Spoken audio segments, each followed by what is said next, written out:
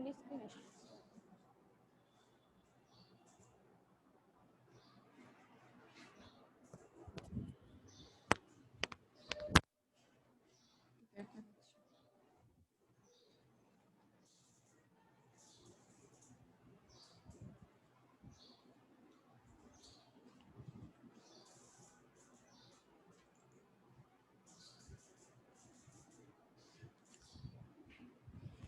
আচ্ছা, আসসালামু আলাইকুম প্রিয় শিক্ষার্থী বন্ধুরা, সবাই কেমন আছো? আশা করছি সবাই আল্লাহর রহমতে ভালো আছো। তোমাদের রোজ গার্ডেন অনলাইন ক্লাসে স্বাগতম জানাচ্ছি। আমি সাথে আছি মার্জিয়া সুলতানা। আজকে আমি নবম দশম শ্রেণীর অর্থনীতির অর্থ ও ব্যাংক ব্যবস্থা অধ্যায়টা নিয়ে আলোচনা করব। গত ক্লাসে আমরা এটা নিয়ে আলোচনা করেছিলাম কিছু টপিক। আমরা কি বাসায় সেই টপিকগুলো দেখেছি?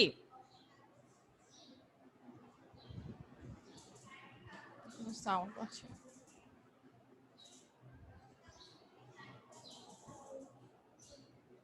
আচ্ছা,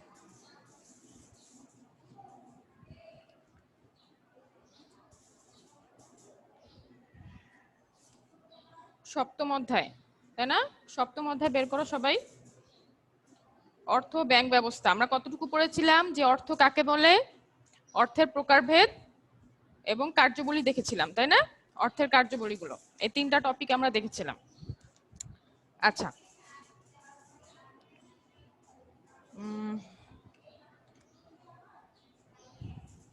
আমরা আজকে দেখব বাণিজ্যিক ব্যাংক। বাণিজ্যিক ব্যাংক নিয়ে আলোচনা করব, ঠিক আছে? সবাই 86 পৃষ্ঠা বের করো। বাণিজ্যিক ব্যাংক।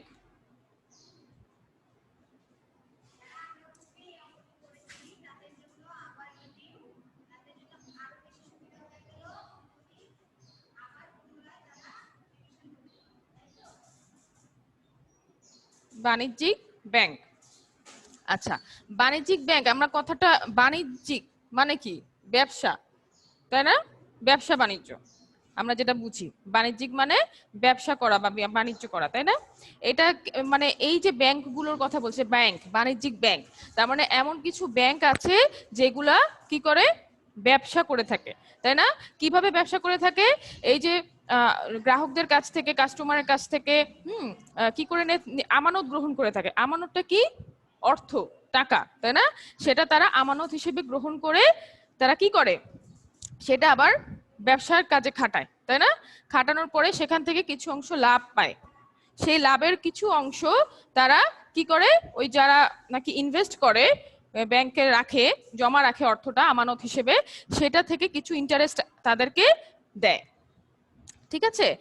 এই যে কিছু কার্যগুলি আমরা দেখব বাণিজ্যিক ব্যাংকের। আমরা গত ক্লাসে কিন্তু অর্থের কার্যগুলি দেখেছিলাম, অর্থের কি কি কাজ।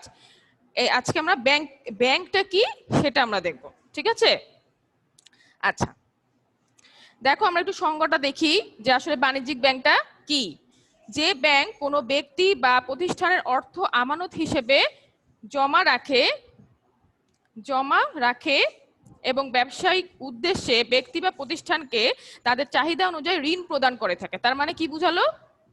যে ব্যক্তি বা প্রতিষ্ঠান অর্থ আমানতটা কি, মানে অর্থের যে আমানত, সেটা তো আমানত, তাই না? অর্থটা, সেই অর্থটা কি করে থাকে? আমানত হিসেবে জমা রাখে। কোথায় জমা রাখে? ব্যাংকে, তাই না? হ্যাঁ, এবং এই ব্যবসায়িক উদ্দেশ্যে এই ব্যাংক কি করে? ব্যবসায়িক উদ্দেশ্যে ব্যক্তি বা প্রতিষ্ঠানকে তার চাহিদা অনুযায়ী কি করে থাকে? ঋণ প্রদান করে থাকে, তাই না? অনেক অনেক গ্রাহকরা কি করে? ঋণ নিয়ে থাকে, তাই না? ব্যাংক থেকে তারা সেই ঋণটাও কিন্তু প্রদান করে থাকে। এটাকেই বেসিক্যালি বলছি কি? বাণিজ্যিক ব্যাংক। সরি। আচ্ছা, এই বাণিজ্যিক ব্যাংকের মূল উদ্দেশ্যটা কি? প্রত্যেকটা ব্যাংকেরই কিন্তু উদ্দেশ্য থাকে, তাই না? যে তারা ব্যাংকটাকে পরিচালনা করবে, কিভাবে করবে, কেন করবে, তাদের মুখ্য এবং প্রধান উদ্দেশ্যটাই থাকে হচ্ছে কি? মুনাফা অর্জন করা, ঠিক আছে? একটা ব্যবসা প্রতিষ্ঠানেরও কিন্তু মুখ্য উদ্দেশ্যটা এটাই থাকে, তাই না? যে মুনাফা অর্জন করা। প্রত্যেক ব্যবসায়ীরাই এটাই চিন্তা করে। তো ব্যাংকও তো একটা ব্যবসায়ী, তাই না? তাহলে তারা কি করে থাকে? তারাও কিন্তু এই মুনাফা অর্জনের উদ্দেশ্যেই কিন্তু এই ব্যবসা কাজে এই টাকাগুলো, যে জমাকৃত অর্থগুলো কি করে? ব্যবসার কাজে খাটায়। দেখো এই ব্যাংকের যেই ব্যাংকগুলো হচ্ছে তোমার ব্যবসা কাজে বা ব্যবসা করে, সেই ব্যাংক বাণিজ্যিক ব্যাংকগুলো কি কি দেখো, সোনালী ব্যাংক আছে, জনতা ব্যাংক আছে, রূপালী ব্যাংক আছে, হ্যাঁ, অগ্রণী ব্যাংক, তারপর Pubali bank, Uttara bank, city bank, হ্যাঁ, আরো Bangladesh bank, Dutch Bangla bank, এরকম অনেক ব্যাংক আছে। হ্যাঁ, সেই ব্যাংকগুলো হচ্ছে বাণিজ্যিক ব্যাংক, এই ব্যাংকগুলোর হচ্ছে বাণিজ্যিক ব্যাংক, ঠিক আছে। আচ্ছা, দেখো এই ব্যাংক হচ্ছে তোমার কি করে থাকে, হ্যাঁ, এই ব্যাংক আমানতকারী যে জমাকৃত যে সুদটা, সেটা কিন্তু তারা খুব অল্প পরিমাণে দিয়ে থাকে। তারা যে ব্যবসার কাজ যারা ইনভেস্ট করে, যে গ্রাহকরা যারা ইনভেস্ট করে, তাদের কাছ থেকে জমাকৃত অর্থটা কি করে, ইনভেস্ট করার পরে সেখান থেকে যেই লাভটা পায়, সেটা কিছু অংশ, মানে একদম স্বল্প পরিমাণ কিছু অংশ, মানে যেই আমানত গ্রহণকারী বা যেই গ্রাহকরা থাকে তাদেরকে কি করে, কিছু পরিমাণ সুদ দিয়ে থাকে, ঠিক আছে।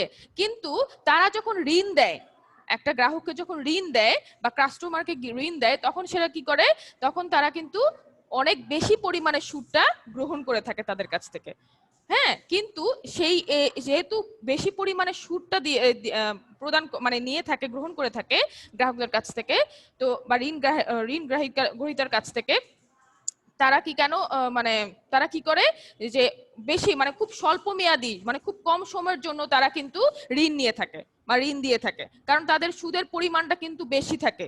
যে আমাকে কিন্তু সুদ সহ কিন্তু ব্যাংকে সেই টাকাটা পরিশোধ করতে হবে, সেই জন্য বেশি পরিমাণে যেহেতু সুদ দিতে হয়, সে কারণে কি করে, খুব স্বল্প সময়ের জন্য বা স্বল্প মেয়াদির জন্য তারা এই ঋণটা নিয়ে থাকে, ঠিক আছে, বেশি পরিমাণে না। আচ্ছা, এগুলো হচ্ছে বাণিজ্যিক ব্যাংকের বৈশিষ্ট্য বলতে পারো, ঠিক আছে। আমি যে কথাগুলো বললাম এগুলো হচ্ছে বাণিজ্যিক ব্যাংকের বৈশিষ্ট্য। আচ্ছা, এবার আমরা দেখব বাণিজ্যিক ব্যাংকের কার্যাবলী। বাণিজ্যিক ব্যাংকের কার্যাবলী, ঠিক আছে। দেখো কি কি কার্যাবলী, প্রথমেই তো অবশ্যই আমাদের প্রধান যেই কাজটা থাকে, বাণিজ্যিক ব্যাংকের প্রধান কাজ থাকে যে আমানত গ্রহণ করা, তাই না। একটা ব্যক্তি বা প্রতিষ্ঠানের নিকট থেকে কি করা, আমানতটা গ্রহণ করা।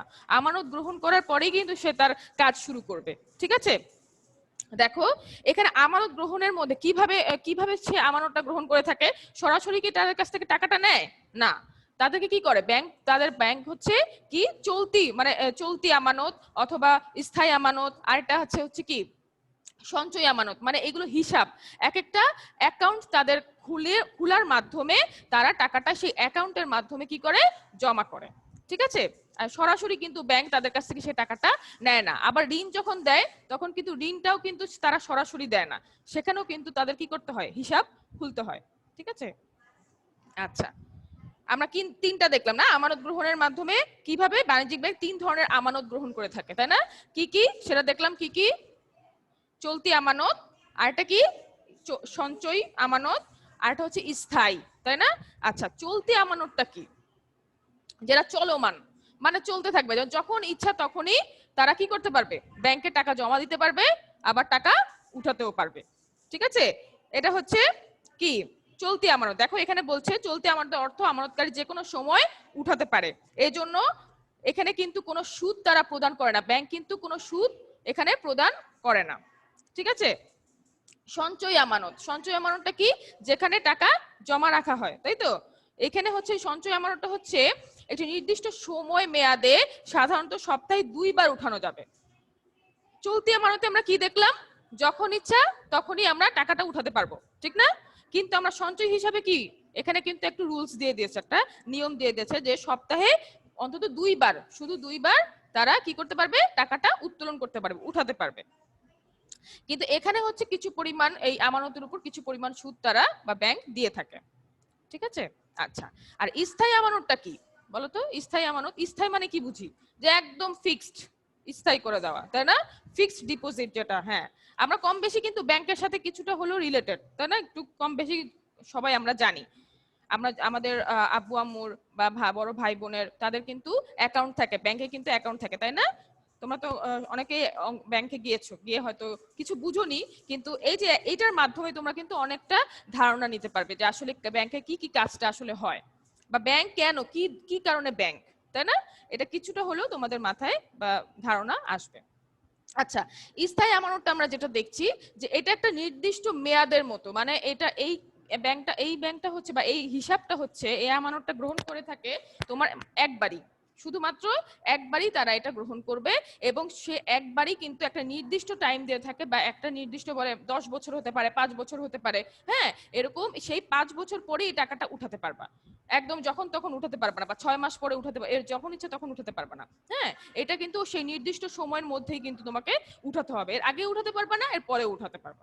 ঠিক আছে, যেই সময়টা দেওয়া থাকবে সেই সময়ের মধ্যেই তোমাকে উঠাতে হবে। ঠিক আছে, বা তুমি একবারই যখন টাকাটা মানে ফিক্সড, যেটা আমরা ডিপোজিট বলছি বা ফিক্সড আমানত যেটা বলছি, সেটা কি একবারই ব্যাংকে জমা দিবে এবং সে একবারই টাকাটা একবারই উঠাতে পারবে। এটা হতে পারে 3 মাস, 6 মাস, 1 বছর, হ্যাঁ 3 বছর, 5 বছর, এটা বিভিন্ন ধরনের এরকম হয়ে থাকে। এখানে তোমার যেহেতু ফিক্সড ডিপোজিট মানে একদম 10 বছর, মানে অনেক হিউজ পরিমাণের সময় থাকে দীর্ঘমেয়াদীর জন্য, তাই না? এই জন্য এখানে সুদের পরিমাণটা কিন্তু অনেক বেশি দেয় ফিক্সড ডিপোজিটে। কিন্তু এই ব্যাংক কি করে, এই গ্রাহকদের এই মানে এই আমানতটার উপরে সুদের পরিমাণটা বেশি দিয়ে থাকে। ঠিক আছে, আচ্ছা তারপরে কি বলছে দেখো 2 নাম্বারটা আমাদের, এটা হচ্ছে বাণিজ্যিক ব্যাংকের 1 নাম্বার কার্যাবলী পড়লাম, এটা হচ্ছে প্রথমে হচ্ছে আমানত গ্রহণ করা, তাই না? তারপরে 2 নাম্বারটা আসতেছে কি, ঋণ দান করা, ঋণ দান, তাই না? ঋণ দান, ঋণ দানটা কি, ঋণ দান মানে ঋণ গ্রহীতাকে তাদেরকে ঋণ প্রদান করবে ব্যাংক।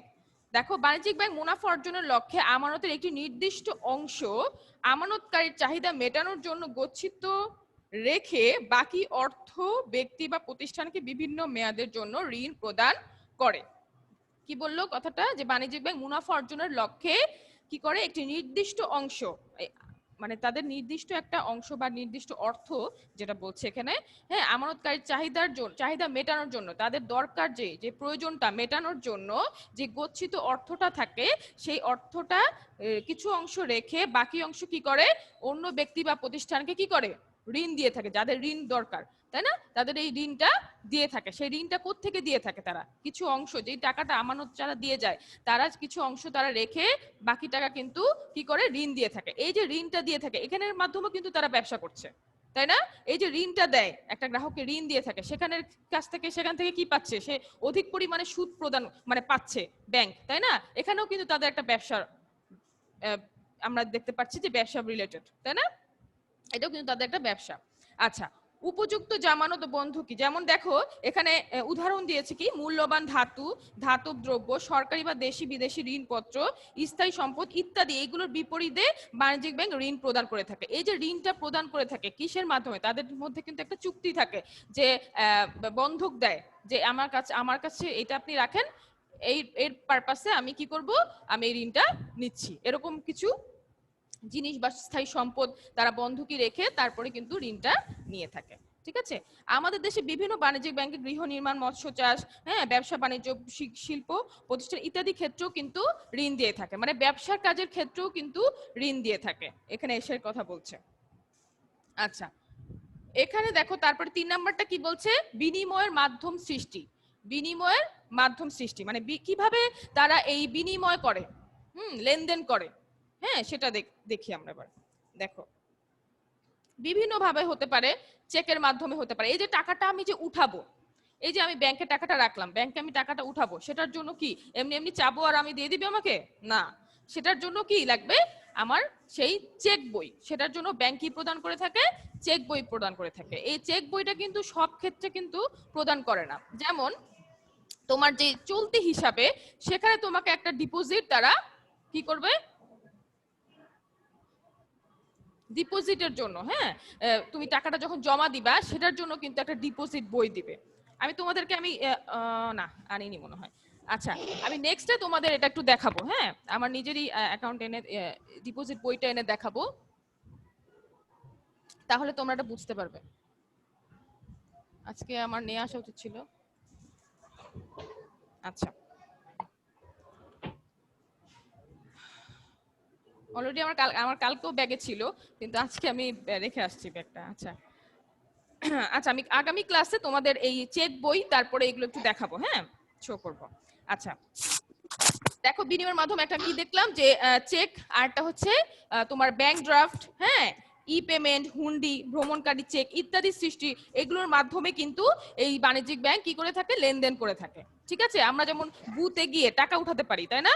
আবার কার্ডের মাধ্যমে টাকা উঠাতে পারি না, ডেবিট কার্ড, ক্রেডিট কার্ড, এগুলোর মাধ্যমে কিন্তু আমরা অর্থ কি করতে পারি, লেনদেন করতে পারি, টাকা উঠাতে পারি, তাই না? আচ্ছা, এগুলো হচ্ছে বিনিময়ের মাধ্যম। এই বিনিময়ের মাধ্যমে কি করে বাণিজ্যিক ব্যাংক সেবা প্রদান করে থাকে, কাজ করে থাকে। ঠিক আছে, আচ্ছা 4 নাম্বারটা বলছি কি, দেশীয় ও বৈদেশিক বাণিজ্যে সহায়তা। এই বাণিজ্যিক ব্যাংক এই দেশি মানে দেশীয় প্লাস বিদেশে, হ্যাঁ সেখানেও কিন্তু দেশীয় বাণিজ্য করে থাকে, আবার দেখা যায় যে বিদেশেও কিন্তু তারা বাণিজ্য করে থাকে বা সহায়তা করে থাকে। ঠিক আছে, এখানে সেগুলো বলছে যে বাণিজ্যিক ব্যাংক দেশের অভ্যন্তরে মানে দেশের ভিতরে এবং আন্তর্জাতিক পর্যায়ে বাণিজ্য সহায়তা, ব্যবসায়ীদের অর্থ যোগান দেওয়ার পাশাপাশি পরামর্শ দিয়ে থাকে। এছাড়া ব্যবসায়ীদের বিনিময় বিলে স্বীকৃতি প্রদান বা বিল বার্তাকরণ, আমদানি রপ্তানিকে ঋণ প্রদান, হ্যাঁ মেইল বা টেলিগ্রামের মাধ্যমে মূল্য পরিশোধের ব্যবস্থা করে থাকে। যেমন ইমেলের মাধ্যমে, তারপরে হচ্ছে তোমার এটা কি টেলিগ্রামের মাধ্যমে, এইসবের মাধ্যমেও কিন্তু ব্যাংক কি করে থাকে, অর্থ প্রদান করে থাকে। আচ্ছা, তাহলে আমরা এগুলো বাণিজ্যিক ব্যাংকের কার্যবলী দেখলাম। আমাদের কি কোনো সমস্যা আছে বাণিজ্যিক ব্যাংকের? আচ্ছা আরো আছে, অর্থ স্থানান্তর, আচ্ছা সরি আরো আছে, হ্যাঁ আমরা 4টা পড়েছি, এখন 5 নাম্বারটা দেখবো, অর্থ সংস্থান। এই অর্থ স্থানান্তর, সরি অর্থ স্থানান্তর মানে এক স্থান থেকে অন্য স্থানে অর্থ প্রেরণ করে কিভাবে, কিভাবে প্রেরণ করে বা পাঠায়, তাই না? অর্থ প্রেরণের মাধ্যমে দেখো এটাও কিন্তু ওই চেক, ব্যাংক ড্রাফট, হ্যাঁ পোস্টাল অর্ডার, তারপর হচ্ছে ভ্রমণকারী চেক, হ্যাঁ ট্রান্সফার, টেলিগ্রাম, এগুলো প্রভৃতি, এগুলো হচ্ছে অর্থ স্থানান্তরের মাধ্যম। ঠিক আছে, কিভাবে অর্থটা এক স্থান থেকে আরেক স্থানে যেতে পারবে এগুলোর মাধ্যমে। ঠিক আছে, রেমিটেন্স, রেমিটেন্সটা কি, এই যে বিদেশে যারা থাকে, যারা কাজ করছে, যারা ওখানে হ্যাঁ কাজ করে, বিদেশে যারা টাকা আয় করে, তাদের যে টাকার অংশটা যাদের আয় সংগ্রহ করে কি করে, সেটা দেশীয় বা সংশ্লিষ্ট মালিককে যত তাড়াতাড়ি সম্ভব সেটা হস্তান্তরের মাধ্যমে। কিভাবে হস্তান্তর করবে, যেমন আমি বিদেশ থেকে টাকা পাঠাবো, এটা কিসের মাধ্যমে, ধরো একজন ওখানে বিদেশে একজন কর্মরত আছে, হ্যাঁ এখন তার ওয়াইফকে টাকা পাঠাবে বা বাবা মাকে টাকা পাঠাবে, কিসের মাধ্যমে পাঠাবে, এই ব্যাংকের মাধ্যমে, এটাকে বলছে রেমিটেন্স, এটাকে বলছে কি রেমিটেন্স। ঠিক আছে, হ্যাঁ দেখবা যে ব্যাংকে গেলে কিন্তু লেখা থাকে উপরে রেমিটেন্স, তাই না? ফরেন এক্সচেঞ্জ, এগুলো কিন্তু লেখা থাকে, যে যাদের ডিপার্টমেন্ট যারা যে কাজগুলো এগুলো নিয়ে কাজ করে, দেখবা যে ব্যাংকে গেলে এগুলো দেখা যাবে। তোমরা একদিন ব্যাংকে গিয়ে দেখে আসবে, এগুলো জানার দরকার আছে। শুধু যে কমার্স স্টুডেন্টরা জানবে তা না, দেখেছো তোমাদের কিন্তু অর্থনীতিতেও কিন্তু এটার একটা চ্যাপ্টার দিয়ে দিছে যে অর্থ বা ব্যাংক ব্যবস্থা যেটা, এটা আসলে কি, তাই না? আচ্ছা, সঞ্চয় বৃদ্ধি, সঞ্চয় বৃদ্ধি করে এই বাণিজ্যিক ব্যাংক।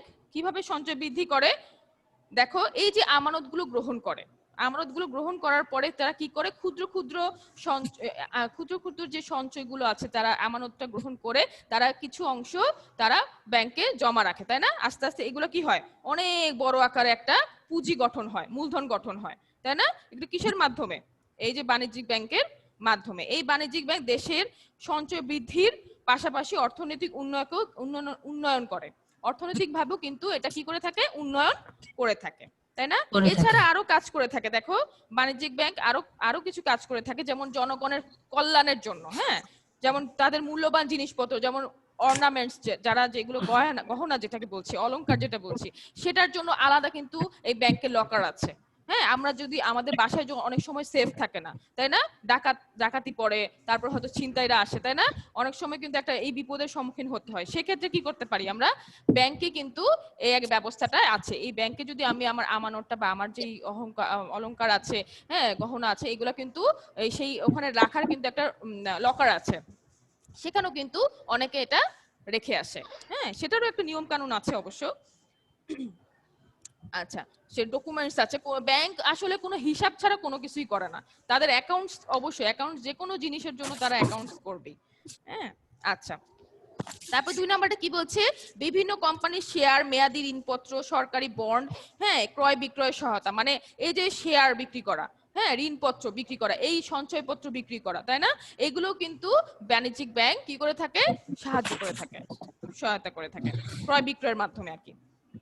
আচ্ছা, সম্পত্তি দেখাশোনা, সম্পত্তির কর আদায় প্রদানের ব্যবস্থা পূর্বক অচির দায়িত্ব পালন করে। মানে এই যে সম্পত্তি, মানুষের যে সম্পত্তিগুলো থাকে, এগুলো কিন্তু কিসের মাধ্যমে, যে ব্যাংকের মাধ্যমে, অনেক সময় ব্যাংক কিন্তু এগুলো কিন্তু কি করে থাকে, সাহায্য করে থাকে, সহায়তা করে থাকে, এগুলো নিয়ে কাজ করে থাকে, হ্যাঁ, সেবা প্রদান করে থাকে। আচ্ছা, গ্রাহকদের স্বার্থে আর্থিক সচ্ছলতার সনদপত্র প্রদান করে এবং গোপনীয়তা রক্ষা করে। তাদের যে গ্রাহকদের যে আর্থিক সচ্ছলতা, মানে তার যে অর্থ যে যে অ্যামাউন্টটা, তারা কিন্তু এটা সবাইকে বলে দেয় না যে তার আর্থিক অবস্থা কেমন, তার টাকা কত পায়, হ্যাঁ, এরকম কিন্তু তারা এটা গোপনীয়তা রাখে, তারা রক্ষা করে। তারা কিন্তু সবাইকে এটা বলে দেয় না যে তার এত টাকা আছে ব্যাংকে, তার এত টাকা, আর্থিক অবস্থা এত, হ্যাঁ, এরকম, হ্যাঁ, কেউ যদি ইনফরমেশন জানতে চায় সেটা কিন্তু তারা সেটা বলে না। যেমন তুমি এখন ব্যাংকে যাবা, আরেকজনের কথা যদি তুমি জিজ্ঞেস করো যে আচ্ছা এই যে উনি যে অ্যাকাউন্ট করে গেল, উনি মাসে কত টাকা পায়, তোমার কিন্তু বলবে না, বা তার অ্যাকাউন্টে কত টাকা আছে, তখন কিন্তু তোমাকে এটা বলবে না। এই কথাটাই হচ্ছে এই কথা যে গোপনীয়তা রক্ষা করে, ব্যাংক কিন্তু গোপনীয়তাও রক্ষা করে থাকে, রক্ষা করে। হ্যাঁ, আচ্ছা, তারপরটা কি বলছে দেখো, গ্রাহকদের প্রতিনিধি হিসেবে চেক, বিনিময় বিল, বাড়ি ভাড়া, আয়কর, হ্যাঁ, বিমার প্রিমিয়াম, বৈদ্যুতিক বিল ইত্যাদিও কিন্তু সংগ্রহ করে থাকে। আমরা কিন্তু দেখো এই যে আমাদের বাড়ি ভাড়া, তারপরে যে বিদ্যুৎ বিল, আমরা গ্যাস বিল এই যে দিয়ে থাকি, এগুলো কিন্তু ব্যাংকের মাধ্যমেই কিন্তু দেই, তাই না? এখন তো আবার অনলাইন ব্যাংকিং, তাই না, অনলাইনে দিতে পারছি, হ্যাঁ। অনলাইন যেটা বলছে এটা হচ্ছে ই ব্যাংকিং, মানে ই ব্যাংকিং মানে হচ্ছে ইলেকট্রনিক্স এর মাধ্যমে যেটা বলছে, ঠিক আছে? ওই দিকে আমরা না যাই আপাতত, যতটুকু ধারণা নেই এতটুকুই নেই। আচ্ছা, এখানে কি বলছে, লাস্টেরটা কি বললো, যে চেক অথবা বিনিময় বিল অথবা যে আমরা বিদ্যুৎ বিলগুলো পরিশোধ করি, সেটা আমরা ব্যাংকের মাধ্যমেই কিন্তু পরিশোধ করে থাকি। দেখো যে কারেন্টের বিলের মধ্যে কিন্তু লেখা থাকে এই ব্যাংক, কতগুলো ব্যাংক লেখা থাকে না, যে এই ব্যাংকে তুমি পরিশোধ করতে পারবা, একটা নির্দিষ্ট প্রথমে ব্যাংক দেওয়া থাকে, তারপরে কিন্তু নিচে কিন্তু আবার অনেকগুলো ব্যাংক, মানে সাব ব্যাংক গুলো দেওয়া থাকে, যে এর মধ্যেও তোমরা মানে ব্যাংকে দিতে পারবে। আচ্ছা, এখানেও বলছে যে এগুলোর সুবিধাও তারা প্রদান করে থাকে বাণিজ্যিক ব্যাংক, ঠিক আছে? আচ্ছা, তারপরে আমরা কি দেখতে পাই, এই ব্যাংক হিসাব খোলার ও পরিচালনার নিয়ম। দেখো কিভাবে ব্যাংক হিসাব খোলে, দেখো এখানে একটা ফর্ম দেওয়া আছে 90 পৃষ্ঠা, দেখছো 90 পৃষ্ঠার মধ্যে এই যে একটা ফর্ম দেওয়া আছে, তাই না? এই যে ফর্মটা, এই ফর্মটা, এই যে ফর্ম, এই ফর্মের মাধ্যমে কিন্তু একটা অ্যাকাউন্ট খোলা হয়। এই ফর্ম একটা স্যাম্পল তোমাদের দিয়ে দিয়েছে, এখানে একটা নমুনা ফর্ম দিয়ে দিয়েছে, এটা সোনালী ব্যাংক হিসাবের নমুনা। সোনালী ব্যাংকের যে ফর্মটা থাকে সেটা হচ্ছে এরকম, এরকম হচ্ছে রূপালী ব্যাংক আছে, তারপরে হচ্ছে তোমার আরো কতগুলো ব্যাংক আছে না, আমরা পড়লাম কি কি ব্যাংক পড়লাম, রূপালী ব্যাংক, অগ্রণী ব্যাংক, তাই না, Uttara bank, Dutch Bangla bank, এই যে ব্যাংকগুলো দেখলাম, এই ব্যাংকের, হ্যাঁ, রূপালী ব্যাংক, এই ব্যাংকগুলোর ফর্ম কিন্তু অনেকটা একই রকম, অনেকটা একই রকম, হয়তো কভার পেজটা একটু চেঞ্জ আসতে পারে, কিন্তু ইনফরমেশন কিন্তু একই টাইপের হয়ে থাকে, ঠিক আছে? ইনফরমেশন গুলো যেগুলো নেয় সেগুলো একই হয়ে থাকে। আচ্ছা, এখানে অনেক ছোট ছোট বোঝা যাচ্ছে না, আমার কাছে যদি থাকতো তাহলে আমি তোমাদের একটা অরিজিনালি দেখাতাম, যদি আমি নিয়ে আসতে পারতাম আর কি ব্যাংক থেকে। আচ্ছা, তোমরা দেখতে পাবে ব্যাংকে গেলে দেখবা যে ওখানে অনেকগুলো অ্যাকাউন্ট খোলার জন্য এক এক রকম ফর্ম, ঠিক আছে? যেমন চলতি হিসাবের জন্য একটা অন্যরকম ফর্ম, স্থায়ী ইয়ার জন্য ব্যাংক হিসাবের জন্য অন্য একটা ফর্ম, হ্যাঁ, তারপরে হচ্ছে তোমার আরেকটা কি বললাম, সেভিংস অ্যাকাউন্ট বা সঞ্চয় হিসাব যেটা, সেটার জন্য কিন্তু আলাদা একটা ফর্ম, তাই না? এক একটা এক এক রকম ফর্ম, সবই কিন্তু আবার এক না, কিন্তু ইনফরমেশন কিন্তু অনেকটা একই লাগে। আচ্ছা, দেখো ব্যাংক হিসাব খোলার নিয়মটা, 3 ধরনের হিসাব হয়ে থাকে, একটা হচ্ছে চলতি হিসাব, একটা হচ্ছে কি সঞ্চয় হিসাব, আর একটা হচ্ছে ফিক্সড হিসাব বা স্থায়ী হিসাব, তাই না, যেটা আমরা আগে দেখেছি আমানত গ্রহণ করে থাকে। তিনটা, তাহলে তিনটা আমরা কি করে থাকে, হিসাব খুলে থাকে, এই তিনটা হিসাবের মাধ্যমে কিন্তু হিসাব বা অ্যাকাউন্ট খুলে থাকে। ঠিক আছে, এটা হচ্ছে খোলার নিয়মটা কি? নিয়ম হচ্ছে এই ফর্ম থাকে, এই ফর্মগুলো ফিল আপ করার পরে আমি তোমাদের একদম জেনুইনি মানে জাস্ট সাধারণ ধারণায় দিয়ে দেই যে ফর্মটা ফিল আপ করার পরে কিছু অংশ টাকা তাদেরকে দিতে হয়। মানে ধরো সেটা 500 টাকা হতে পারে, 1000 টাকা হতে পারে। হ্যাঁ, অ্যাকাউন্ট অ্যাকাউন্ট যখন খুলবা তুমি তখন কিন্তু সেই অ্যাকাউন্টটা তোমার সেই টাকাটা যে তুমি জমা দিবে এই অ্যাকাউন্টটা, এই অ্যাকাউন্টে যে টাকাটা সেটা তোমার অ্যাকাউন্টেই, যেটা খুলবে অ্যাকাউন্টটা খুলবে বা হিসাবটা খুলবে সেটা তোমার হিসাবেই থাকবে, অ্যাকাউন্টেই থাকবে। কিন্তু সেটা কিন্তু তুমি যখন ক্লোজ করে দিবে অ্যাকাউন্টটা তখন কিন্তু সে টাকাটা তোমাকে আর দিবে না। ঠিক আছে, এই টাকাটা তারাই নিয়ে ওটা রেখে দেয় আর কি ব্যাংক হিসেবে, মানে ওই অ্যাকাউন্টটা খোলার জন্য ওই 1000 বা 500 টাকা এরকম ওরা নিয়ে থাকে। ঠিক আছে, আচ্ছা এটা তুমি তখন মাসিক ভাবে মাসে মাসে হয়তো যদি সেটা ধরো কারেন্ট কারেন্ট অ্যাকাউন্ট যদি হয় তাহলে তুমি সেটা মাসে মাসে টাকা দিতে পারবে। হ্যাঁ, মাসিক হতে পারে, বাৎসরিক হতে পারে। তারপরে হচ্ছে তোমার সঞ্চয় হিসাব যদি দেখো, সঞ্চয় হিসাবেও কিন্তু তুমি টাকা জমা রাখতে পারবে। আর ফিক্সড যদি যেটা বলছি যে স্থায়ী হিসাব, সেটা তুমি শুধু একবারই জমা দিতে পারবে টাকা, আর একবারই সেই নির্দিষ্ট সময়ের মধ্যেই তুমি টাকাটা উঠাতে পারবে। সেটা তাদের সাথে যদি তোমার চুক্তি থাকে 10 বছরের, তাহলে সেটা তোমার 10 বছর পরেই এই টাকাটা উঠাতে হবে, এর আগে তুমি উঠাতে পারবে না। ঠিক আছে, আর সঞ্চয় হিসাবে যেটা আমরা দেখতে পাই সেটা হচ্ছে সপ্তাহে 2বার তুমি টাকা উঠাতে পারবে, সেটা কিন্তু সব সময় তুমি টাকা উঠাতে পারবে না। হ্যাঁ, এটা তুমি এটাও তোমার 3 বছর, 3 মাস বা 1 বছর 2 বছর এরকম হতে পারে, সময় দেওয়া থাকে, তাদের স্কিমগুলো দেওয়া থাকে, সেই স্কিমের মাধ্যমে তারা এটা পে করে থাকে। আর হচ্ছে কারেন্ট অ্যাকাউন্ট যেটা বা কারেন্ট হিসাব যেটা বলছি সেটা হচ্ছে তুমি যখন ইচ্ছা টাকা জমা দিতে পারছো, আবার যখন ইচ্ছা টাকা উঠায় নিতে পারছো। এখনই দিলা আর 1 ঘন্টা পরে আবার এসে উঠাও নিতে পারলা, কোনো এটা কোনো সমস্যা নেই। এই জন্য এটাতে কোনো তারা কি দেয় না, সুদ প্রদান করে না কিন্তু। হ্যাঁ, এটাতে কোনো সুদ তারা দেয় না। আচ্ছা, আমরা মোটামুটি বাণিজ্যিক ব্যাংকটা কি আমরা জানলাম নাকি? আমরা কি বুঝতে পেরেছি বাণিজ্যিক ব্যাংকটা কি? অনেকে পরে এসেছো। মিরাজ ভাইয়া পরে আসছে। হ্যাঁ, ব্যাংক কি, বাণিজ্যিক ব্যাংকটা কি, এটা কি সবাই বুঝতে পেরেছো কিনা? জি মিস। আচ্ছা, ওকে গুড। আমি তাহলে আমরা এর আগের পড়া পড়েছিলাম, বলতো অর্থের প্রকারভেদ কয়টি? আচ্ছা এভাবে না, অর্থের প্রকারভেদ তো অনেক আছে তাই না, অনেক ধরনের অর্থ আমরা দুটি। দেখেছি। বেসিক্যালি হচ্ছে তৈরি উপকরণের দিক থেকে, তৈরির উপকরণের দিক থেকে 2টি। যেমন দুইটি, সেটা কি কি? ধাতব মুদ্রা, কাগজি নোট। হ্যাঁ, কাগজি নোট। কাগজি নোট কোনটা, যেটা কাগজ দিয়ে তৈরি তাই না? আর ধাতব কাগজের কোনটা, টাকা, যেটা ধাতু কয়েন, কিছু খন্ড খন্ড পয়সা। দ্বারা তৈরি, যেটা সেটা কি কয়েন যেটা না, আমরা এটা দেখতে পারি কিন্তু। জি আমার মিস। কাছে অলরেডি আছে, আমি তোমাদের দেখাতে পারি। আমার কাছে আছে।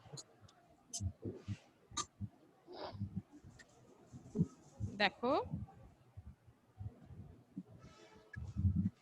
এটাকে আমরা কি বলছি, এটাকে মুদ্রা, কয়েন, কয়েন মানে ধাতব, মুদ্রা, ধাতব মুদ্রা তাই না এটা। আর ধাতব এটাকে আমরা মুদ্রা।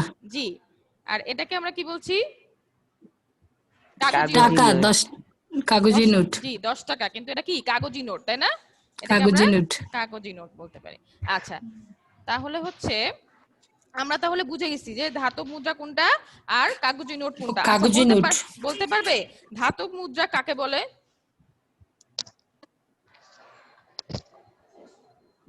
ধাতু দ্বারা তৈরি। হুম, ধাতুর কিছু ধাতু খণ্ড খন্ড দ্বারা খন্ড। তৈরি যে মুদ্রার মাধ্যমে মানুষকে প্রত্যেক জীবনে লেনদেন করে তাকে ধাতব মুদ্রা জি, বলে। আপনি তো দেখে দেখে বলে ফেলছেন, না দেখে একটু বলার চেষ্টা করেন দেখি, বাসায় পড়েছিলেন?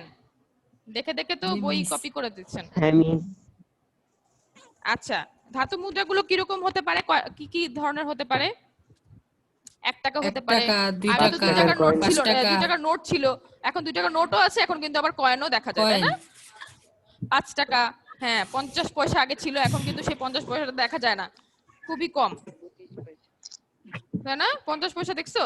জি মিস। হ্যাঁ, ওটা এখন কিন্তু আমি সেই 50 পয়সাটা খুব একটা দেখা যায় না। আচ্ছা, কাগজি নোটটা কি কি ধরনের নোট হতে পারে? যেমন 1 টাকা হতে পারে তাই না, 2 টাকা 10 হতে পারে, টাকা, 5 এক টাকা, টাকা 2 হতে পারে না? টাকা। হ্যাঁ, জি মিস। এখন নাই কিন্তু 1 টাকা আগে তো নোট ছিল ছিল। একটা সময় আগে তাই না? ছিল। হ্যাঁ, 1 টাকা নোট কিন্তু এখন আমরা ওই টাকাগুলো কিন্তু মিস করি তাই না? তারপরে হচ্ছে 10 টাকার একটা প্লাস্টিক নোট বের হয়েছিল, এখনো কিন্তু সেটার প্রচলনটা এখন আর নাই। প্লাস্টিক নোট বের হয়েছিল না একটা 10 টাকার, দেখেছিলে তোমরা? খেয়াল নাই না? না মিস। আমার কাছে যদি থাকতো তাহলে এগুলো রেখে দেওয়া উচিত আসলে। একটা সময় কিন্তু এটার প্রচলন বন্ধ হয়ে যায়, তাই না? আচ্ছা, আর কি কি থাকে? 50 20 টাকা টাকা। থাকে, 50 টাকা থাকে, এরকম একদম 1000 টাকার মতো এই নোটগুলো থাকে, তাই না? কাগজি নোট। আডানা পয়সা আছে, আডানা 200 টাকার নোট বেরিয়েছে নাকি? আডানা পয়সা। কই, তাই নাকি? তোমার কাছে আছে এখন? আচ্ছা, নিয়ে এসো তো না দেখবো। আমি আচ্ছা, 200 টাকার নোট নাকি বের হইছে, আবিদ বলছে। হ্যাঁ, তো আমি এখনো দেখিনি জি মিস 200 টাকার দেখছি, নোট। তাই আমি দেখেছো? দেখছি। মিস আমিও দেখি জি নাই। মিস, আচ্ছা, আমি তাহলে দেখিনি, তোমরা সবাই 200 দেখে টাকার ফেলেছো। নোট। আচ্ছা, ঠিক আছে, আমি একটু সার্চ দিয়ে দেখবো তাহলে কেমন এটা, আমি এখনো দেখিনি। আচ্ছা, তারপর আচ্ছা কাগজি নোট, তারপর আমরা আচ্ছা দেখি তো গ্রহণের বাধ্যকতার দিক থেকে অর্থকে আবার কয় ভাগে ভাগ করা যায়? 2 ভাগে, তাই না? কি কি? বিহিত অর্থ, আরটা হচ্ছে বিতর্ক ব্যাংক ব্যাংক সৃষ্ট সৃষ্ট অর্থ, তাই না? বিহিত অর্থ, বিহিত অর্থটা কি? যে অর্থ সরাসরি আইন দ্বারা প্রচলিত তাকে বিহিত অর্থ বলে। হ্যাঁ, আইন দ্বারা প্রচলিত, মানে সরকার এটাকে, সরকার এটাকে কি করে থাকে? পরিচালনা করে থাকে, তাই না? সেটা হচ্ছে তোমার বিহিত অর্থ। বিহিত অর্থকে বিহিত আবার 2 অর্থ, ভাগে ভাগ করা যায়, একটা হচ্ছে অসীম আর একটা হচ্ছে এটা সসীম, সসীম তাই না? আচ্ছা, বিহিত অর্থ। তারপরে আরেকটা কি পড়লাম আমরা? ব্যাংক সৃষ্ট অর্থ। ব্যাংক সৃষ্ট অর্থটা কি? ক্রেডিট, ডেবিট, হুম, লেনদেন। ব্যাংক যেটা তৈরি করে দেয়, তাই না? যেমন ডেবিট কার্ড, ক্রেডিট জি কার্ড, তাই না? এগুলো তো ব্যাংক কর্তৃক হয়, এটা তো আর অন্য কেউ দিতে পারবে না, তাই না? এটা সরকারও দিবে না, এটা হচ্ছে ব্যাংক দিবে, ব্যাংকের মাধ্যমে। কিন্তু সরকারের সাথে এটা একটু চুক্তিবদ্ধ থাকে কিছুটা। আচ্ছা, ঠিক আছে, তাহলে আর অর্থের কার্যবলী, আর অর্থের কার্যবলীটা কি কি বলতো? কি কি কাজ করে থাকে? 4টা কাজ করে থাকে, তাই না? 4টি কাজ, কি কি কাজ? বিনিময় মাধ্যম, হুম, মূল্যের পরিমাপক, লেনদেনের বাহন, সঞ্চয়ের বাহন। সঞ্চয়ের বাহন, লেনদেনের বাহন, তাই না? এগুলো কি আমরা বাহন, কি, আমরা কি জানি এগুলা কি? বিনিময়ের মাধ্যম কি বলতো? অর্থ সবার নিকট গ্রহণযোগ্য বলে অর্থে বিনিময় লেনদেন সম্পূর্ণ হয়। বিনিময় মাধ্যম। বিনিময়ের মাধ্যমটা অনেক ইজি, অনেক সহজ, তাই না? ব্যাংকের জি মাধ্যমে মিস। অর্থ, আগে তো আমাদের অর্থের প্রচলনটা ছিল না, আমি কিন্তু আগের ক্লাসে ছিল এগুলো না। আলোচনা করেছি, তাই না? এখন অর্থটা এসে আমাদের কি আগে দ্রব্য অনেক বিতরণ করতো। ইজি, হ্যাঁ অনেক সহজ হয়ে গেছে, তাই না? অর্থের মাধ্যমে আমরা যে কোনো কিছু পেয়ে যেতে পারি, আমাদের যে কিছু প্রয়োজনীয় করা জিনিসগুলো যাবে, জি। সেগুলো আমরা পেয়ে যেতে পারি, তাই না? আবার কি দেখো, এই জি, অর্থটাকে কি পরিমাপ করা যায়, তাই না? পরিমাপ করা যায়। পরিমাপ, হ্যাঁ। হ্যাঁ, যেমন এই অর্থটাকেও কিন্তু জি পরিমাপ মিস। করা যায় কিভাবে বলতো? পণ্য আর সেবার মাধ্যমে, তাই না? পণ্য এবং সেবার মূল্যের পরিমাপের যে চাবিকাঠি আছে বা মাপকাঠি আছে, সেই হিসেবে যে মূল্যের পরিমাপকটা করা যায়, তাই না? এখানে আমি একটা উদাহরণ আমরা জি দিয়েছিলাম মিস। গত ক্লাসে। সঞ্চয়ের বাহন, এটা কিন্তু সঞ্চয় করা যায়। আমরা কি আগে যে দ্রব্য আমরা দেখতাম, সঞ্চয়। দ্রব্য কি সঞ্চয় করে রাখতে পারতাম? পারতাম না, কিন্তু কিন্তু অর্থটাকে না, কি, অর্থ না, প্রচলন আসার পরে কি হয়েছে, সেটাকে আমরা কি করতে পারছি? ব্যাংকে সঞ্চয় সঞ্চয় করতে করতে পারি। পারছি, তাই না? আবার নিজেদের কাছেও তো সঞ্চয় করে রাখতে পারছি, তাই না? তারপর হচ্ছে লেনদেন, লেনদেনের বাহন, এটা আমরা ভবিষ্যতের জন্য রেখে দিতে পারছি, ঠিক দেনা না? পাওনা, তাই না? দেনা দেনা পাওনা, পাওনা। যাই হোক, ওইটা আমরা ভবিষ্যতের জন্য কিন্তু রেখে দিতে পারি, নির্দেশ করে। অনেক সহজেই কিন্তু ঋণের মাধ্যমে দেখো গ্রহণ করতে পারছি, ঋণ আবার দিতে পারছি, তাই না? এরকম অনেক সহজ, ঋণের মাধ্যমে এটা সুবিধাজনক, মানে ঋণ পরিশোধ করাও কিন্তু সুবিধাজনক, আবার গ্রহণ করাও সুবিধাজনক, সুবিধাজনক। হ্যাঁ, অর্থের মাধ্যমে। আচ্ছা, তাহলে মোটামুটি আমরা, পড়ছি মিস সব। মিস এগুলো আগেই পড়াইছিল আমরা রে, তাই? নাইনে থাকতে। ও, আপনারা নাইনে কি থাকতে। এখন, আপনারা কি টেনে পড়েন এখন? জি মিস, ও, আমি তো টেন। আচ্ছা আচ্ছা, ঠিক আছে, নাইনে আমি আছি না। ঠিক মিস আছে, 9, 10 সব এক লগে। জি একসাথে, জি। আচ্ছা, ঠিক আছে, আজকে পড়া কি আমার বুঝা গেছে? আজকের পড়া বুঝতে পারছো সবাই? জি মিস। আচ্ছা, তাহলে আজকের পার্ট আমাদের এখানে শেষ। তোমাদের হোমওয়ার্ক থাকবে হচ্ছে বাণিজ্যিক ব্যাংক। বাণিজ্যিক ব্যাংকে যা যা বাণিজ্যিক পড়েছি, ব্যাংক। কার্যবলী, তারপর বাণিজ্যিক ব্যাংক কি, হ্যাঁ, হিসাব কিভাবে বাণিজ্যিক ব্যাংক খুলে, কি কি কিসের মাধ্যমে, কোন হিসাবের মাধ্যমে, আমি কিন্তু আগামী ক্লাসে জিজ্ঞাসা করবো এগুলো, হ্যাঁ। এগুলোই তোমাদের হোমওয়ার্ক থাকবে। আজকের ক্লাস আমি এখানে শেষ করছি। সবাই ভালো থাকবা, সুস্থ থাকবে। আল্লাহ হাফেজ, আসসালামু আলাইকুম। জি মিস, ভালো থাকবেন। জি, আলহামদুলিল্লাহ, ভালো থাকবেন।